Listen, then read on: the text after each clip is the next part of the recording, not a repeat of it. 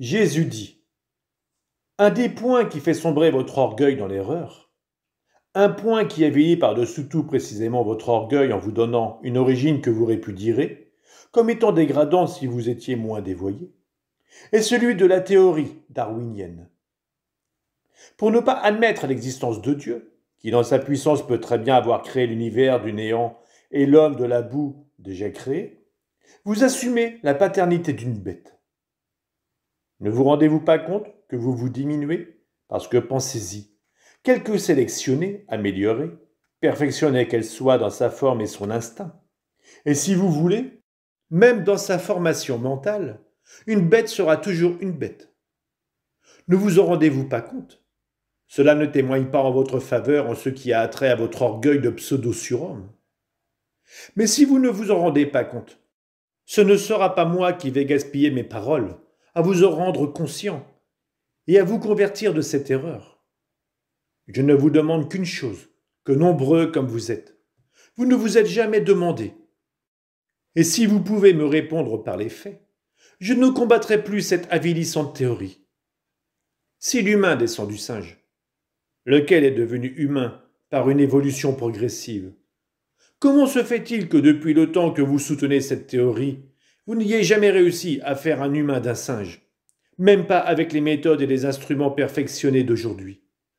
Vous auriez pu prendre les petits les plus intelligents d'un couple de singes intelligents, et puis les petits intelligents de ceux-ci et ainsi de suite. Vous auriez désormais plusieurs générations de singes sélectionnés, instruits, dont la plus patiente, ingénieuse et tenace méthode scientifique prendrait soin. Mais ils ne seraient toujours que des singes. Si jamais il y avait une modification, ce serait que ces bêtes seraient moins fortes physiquement que les premières, et plus vicieuses sur le plan moral, puisque par toutes vos méthodes et vos instruments, vous auriez détruit la perfection simiesque que mon père créa en ses quadrumanes. Une autre question. Si l'humain est venu du singe, comment se fait-il que maintenant, même par des greffes et des croisements répugnants, l'humain ne redevienne pas singe? Vous seriez capable même de tenter de pareilles horreurs, si vous saviez que cela pourrait sanctionner favorablement votre théorie.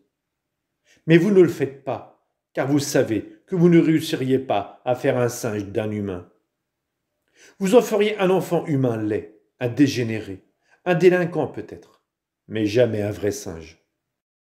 Vous ne tentez pas de le faire, parce que vous savez à l'avance que l'expérience serait un échec, et votre réputation en serait ruinée.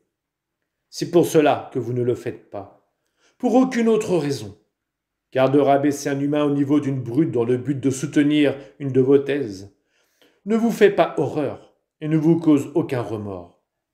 Vous êtes capable de cela et de bien d'autres.